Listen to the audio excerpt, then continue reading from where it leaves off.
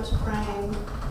Thank you all for coming. I feel really lucky to be a part of this inaugural Maine at Hugo House Fellowship. It's a great group of writers, and I feel like this year has really put the fire under me to get my writing out in the world. And that's been going pretty well, so I feel really lucky. In addition to debuting some new short fiction, today I'm debuting this sparkly frog brooch, which my cousin from Germany gave it to me, and she said, "This is just for fun." So I'm reading what might be the last story in the collection, and it's one of the longer stories, so I'm just going to read half of it, and it's called Healers. Sylvie returns from medical leave right as she moves in with the beautiful architects. She doesn't tell James and Marissa, she calls them the beautiful architects. In any case, they know they are beautiful, Marissa especially. Soon, Sylvie tells them in their East Village duplex, she'll be back on her feet.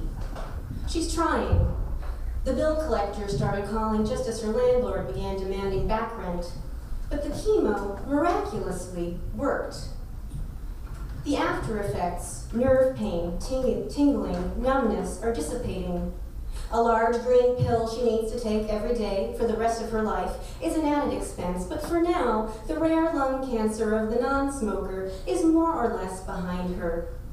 Most of her things sit in storage with most of her parents' things. When she was 20, her older brother, her only sibling, died of stomach cancer. After the funeral, her mother said that he'd had a troubled stomach all his life, that she'd always feared something like this would come about since she gave birth to him during the London Blitz. But it had been a sudden sickness to Sylvie and a sudden passing. Her devastated parents moved out of the house where she grew up and into a two-bedroom co-op whose tiny second bedroom suggested to Sylvie that she'd better major in something more useful than dance and better get a job or a husband, preferably both, quick. When she was 35, her father died of liver cancer. Her mother shook her head, said he'd long felt guilty about her brother. Survivor's guilt, nodded Sylvie. She'd been working as a dance therapist at a senior center, trying to get her patients to reclaim joy in their bodies. 45, mother, breast cancer. At that funeral, Sylvie's own plot remained. "It's waiting for me," she said to James, who accompanied her. He murmured something indistinct, rubbed her back. He and nubile Marissa were already together, already architects, though Marissa was not at the funeral. Their wedding would be the next year. Sylvie supposed she'd have to be okay with seeing her best friend marry someone else. After all, it hadn't been the great passion of her life, she told herself, but it had been love. Before the funeral guests parted ways, east to Long Island and west to the city, her parents' friend Rita cautiously approached Sylvie with a gift. Rita, with her coral lipstick and her skin shiny from cold cream, leaned in for an air kiss and slipped something cool, round, and heavy in Sylvie's palm. A silver pocket watch engraved with a name in Yiddish. "Your grandfather's," she said. "I've held on to it all these years for your father. You should have it. It hardly needs winding." With each death in the family, Rita said, the clock had slowed and stopped, and at each funeral she had wound it up again. It was time for Sylvie to take ownership of it. Rita had had the watch since they all crossed the Atlantic on the Queen Mary in '55. Her father hadn't wanted her mother to see it. Rita claimed not to know why. Sylvie was grateful to James for keeping his hand at her back, thought she might fall over with the way Rita had handed her that watch. Rita was her last connection to her parents' old life. She didn't want that watch. By giving it to her, it seemed, she was being given a responsibility she wasn't prepared for. And Rita seemed to know that, seemed to think Sylvie had caused her parents a lot of grief, deserved to have this burden. But she carried it wherever she went because she didn't know what it would do when she wasn't looking. Now Sylvie thinks, it's coming for me. Not the watch, which from time to time she clenches in her fist. Somewhere inside herself, for a long time, she knew, though she never articulated it. She tried to evade it. Consulting an astrologist, she spent birthdays in San Francisco, Chicago, London, to be under auspicious stars. Now it is here. What if the worry had been the cause? She didn't tell most of her friends. Say lung cancer and people see death. You're a walking corpse. Their negative energy, negative emotion is pure poison. Her mantra is positivity, and it is actually working. She carries her grandfather's pocket watch and feels relief and triumph when she sees it continue at a steady tick. So she's on a pill, her hair has grown back in that brittle, soft way that it does, and she's calling her clients one by one to inform them she's back. It was never a lucrative venture, psychotherapy on a sliding scale, so she does what she can to fill up her schedule. Without overdoing it, of course. Once a week, she teaches bedside manner for acupuncturists because she likes to teach. The pay is measly. What are you doing to yourself, James asks. But he doesn't push. Marissa is serious. Sylvie must get back on her feet. I'm going to look into hypnosis, she says to James one morning over Moroccan mint tea. Upstairs, water splashes on slate. Marissa's in the shower, and Sylvie can't help but imagine her healthy Amazonian body. For breakfast, they all slung back a beet apple parsley juice and nibbled on muesli. Their 3-year-old, Sophie, constructs a tower of wooden blocks, hand-painted in non-toxic primary colors. Marissa already combed her brown gold curls to the side and pinned them with a sparkling owl barrette. A bright wisp of beet juice curls above her lip. Sylvie can tell James is enjoying seeing it there, a fuchsia elongation of her grin, but he's ready to pounce with a washcloth before Marissa is dressed. Hypnosis, for yourself? He's sipping a triple espresso. She leans in over the counter, still able to enjoy the coffee aroma. For my clients, I could bring in more clients if I offer it as an option. Oh, I see, he says. It's worth a look. Always supported that, James. He himself explores certain healing practices on a part-time basis, though Marissa says his fascination with psychic surgery is based purely on a sense of kitsch. Sylvie hates Marissa, but only a little bit. Before Marissa returns, Sylvie swoops in on Sophie for her daily kiss. Sophie hugs Sylvie, pecks her temple, and that small, wet peck beams warmth and well-being through Sylvie's veins. She gives Sophie an extra squeeze. She reads about hypnosis in brief snatches, but she wants to experience it for herself. Mid-October, a Groupon arrives in her email, $39.99 for the first session at Hypnotherapeutics, LLC. The website seems professional enough. The office is out in Queens, not too far from where she grew up, on the edge of Elmhurst. Well-worn credit card in hand, she makes the appointment. Off the 7 train, she's on a bus that plows down the wide, numbered avenue and almost doesn't stop, though she rang. Wait! She yells from the back door, her lungs singed. The bus screeches to the curb, and she steps off, ginger with her bones, her chest feeling ravaged, yet satisfied. At a yellow brick building, she scans the names on the buzzers. She rechecks the address. Queens is infuriating this way. Avenues, streets, roads, all of the same number. In small print, at the bottom of the Groupon, there are further instructions. Take the side entrance around the corner. A narrower, leafier street, flanked with tall oak trees, reassures her. She rings the bell, but can't tell if it works. She rings again, longer and harder and with more insistence. The door swings open. An obese man with a long white mustache and a limp sidles past, giving her a once-over. She slips into the gray box of a waiting room, charcoal carpeting, light gray walls, gray-flecked office chairs. She's alone. The room smells of dust and mold. Mold, she thought once, caused her lung troubles, the coughing, the tightness of breath. Mold, or the paint her landlord used after claiming to have eradicated the mold. A radiator hisses and clangs. Sweat prickles at her forehead. She peels off her wool coat, draping it on the arm of a chair. A periwinkle clock above the inner door is the only source of color in the room. It's numberless. The white hand indicates it's 10 to 10. She sits down, breathes with intention. Her hand reaches into her pocket and fingers the cool metal of the watch. She brings her hand to her nose. The acrid smell of its silver-plated surface feels better than the dust, the mold. At 1 minute to 10, the inner door swings open. A bald, ponytailed man in wrinkled gray trousers and a baggy khaki shirt glances around the room before settling on her. A halo of flaking skin surrounds one of his eyes. She doesn't want to feel suspicious or repulsed, but she does.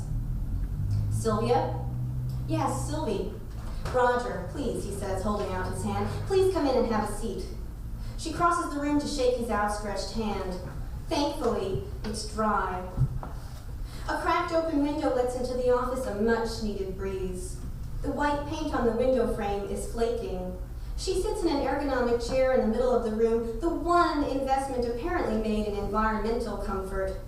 Roger sits across from her, nearly stumbling into a metal desk that takes up too much space. He strokes his cleft chin as if he has a beard. So, Sylvia, what brings you in today? He crosses his ankle over his knee. His socks are too short, his ankles pale, lightly furred with curly brown hairs. On a brown love seat wedged against the wall, there's an open suitcase piled with folded sheets. Maybe he has a massage table tucked away somewhere, she thinks, but she can't imagine where he'd fit it. Sylvie clears her throat.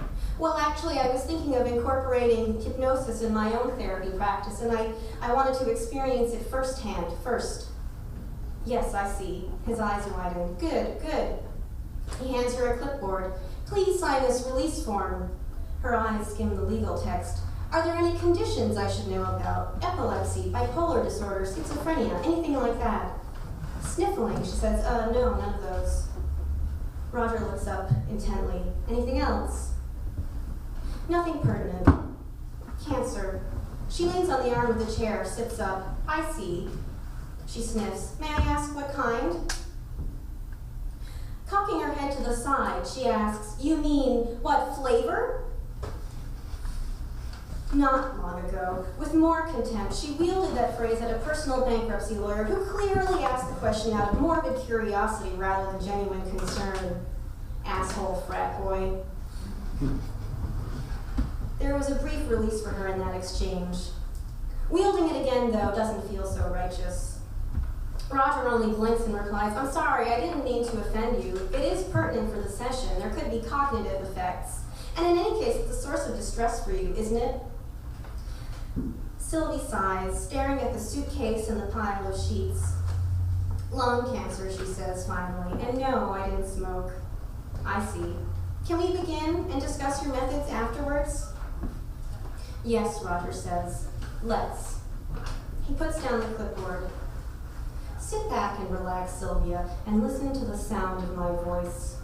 No. Sylvie sits back, not bothering to correct him. Clearly, he's a bad listener, though she did write in her full name when registering online. Uncross your legs. Put equal weight on each leg. Close your eyes. That's it. Her parents named her Sylvia. She always thought it an old woman's name.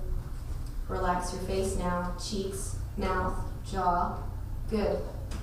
His voice softens and slightly deepens. She tries to pay attention, to clear her mind.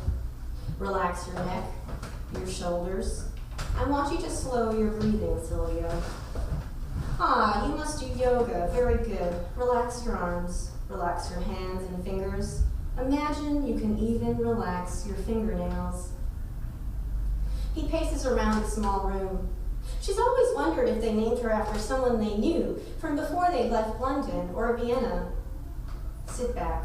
Relax your hips. He's short, and his breath puffs upon the top of her head. Once, they disagreed on the origin of her name. Acknowledge the thought, a yoga teacher said once during Shavasana, then let it pass. Relax your thighs, your knees, your calves, your toes. Don't forget your toes. They are easily forgotten. She pictures her toes. She tries to imagine the spaces between them. He stops circling her. He stands in front of her. Count with me silently backwards from 10. He pauses. His voice softens still. 10, 9, 8, 7. He whispers. 6, 5, 4, 3. His voice stops. Again, she tries to clear her mind. He paces around her. He speaks in a low voice rather than a whisper. Sylvia, you need touch. Healing touch. But why couldn't her parents agree on something as basic and important as the origin of her name? You feel isolated, angry, alone. More touch in your life will help you. Every human needs touch. 5 hugs a day, 16 shoulder squeezes, whatever it takes. He leans in, puts a hand on her shoulder, and gives it a slow squeeze. 1. He counts to 8, 2 beats on each squeeze, and moves on to the other shoulder. This is healing touch, he says. This is good touch. Sylvie's mind drifts to the crumpled printout of the Groupon in her purse. What randomness brought her to this place? This is not healing touch, she thinks. This is not good touch. He shouldn't be touching. But she hasn't been paid attention to in so long.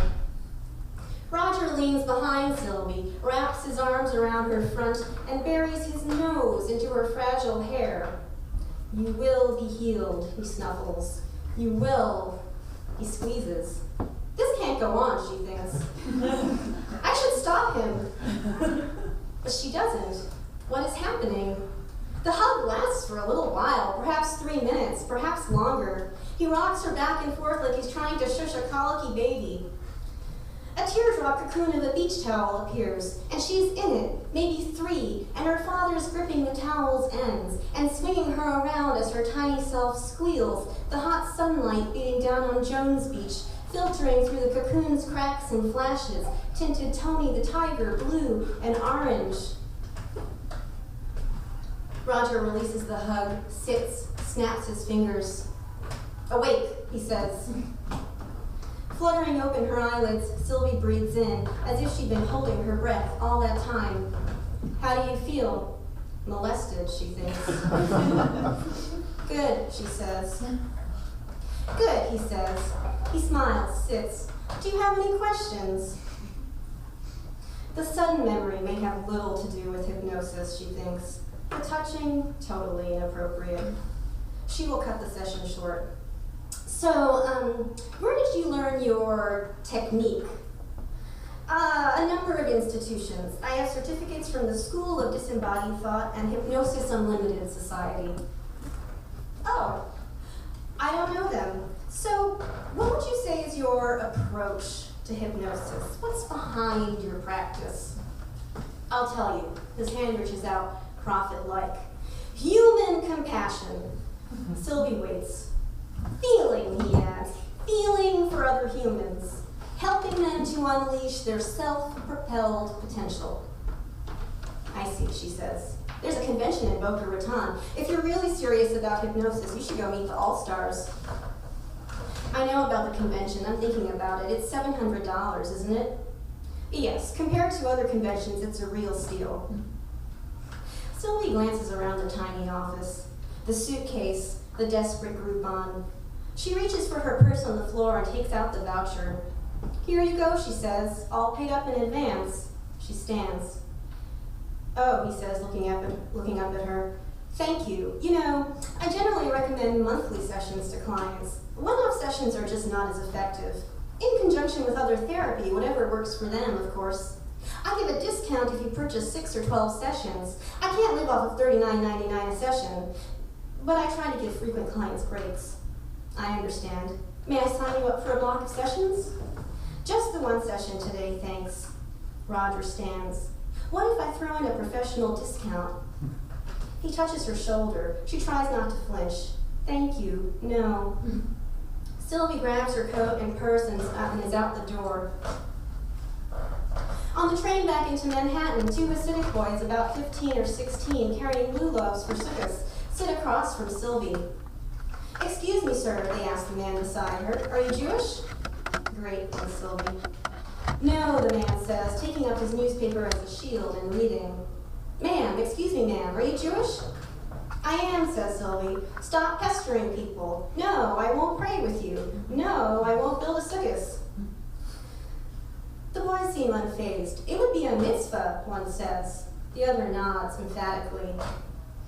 40 years ago, when she was 15, a Hasidic teenage boy followed her off the subway in Queens. "Can I talk to you?" he asked. The streets heaped with snow. Not enough room on the sidewalk for the two of them. He asked what it was like being a Gentile. "I'm Jewish," she said.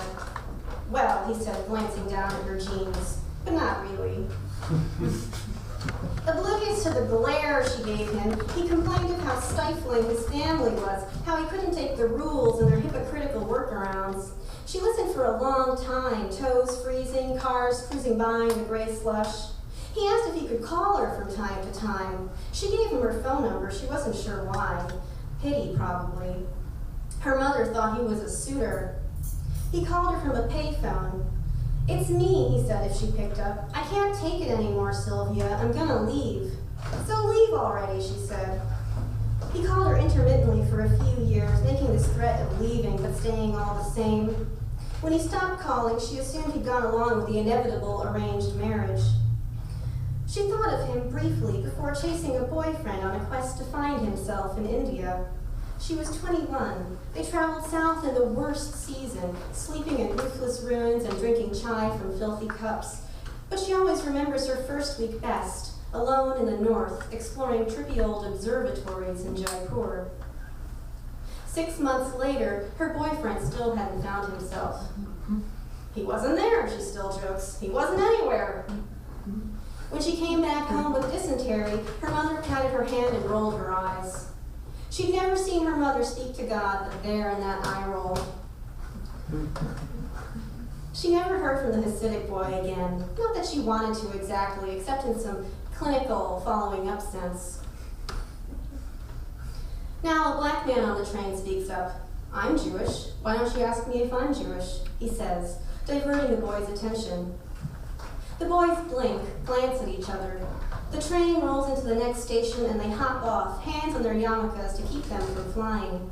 A few people on the car clap, a certain self-righteousness in the air. Hasids called out on racism. She's already fashioning the story to tell her friends later, using her nasally Yiddish voice. Everyone loves a good subway story.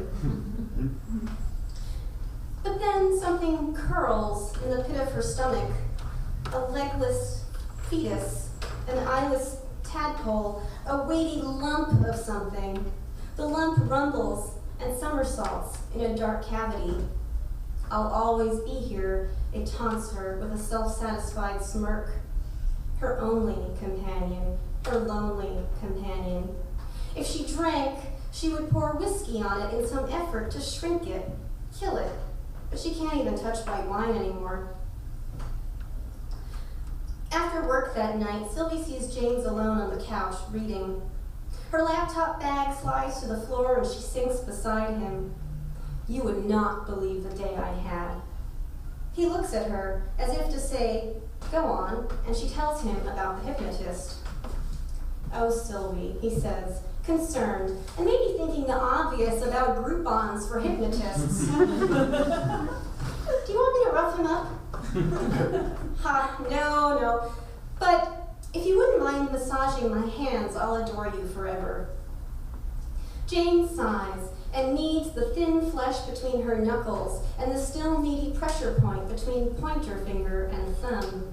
He finds small hard knots in her wrists and forearms, and she wants to close her eyes, but she also wants to look at him, and she wants him to do her scalp and her feet too.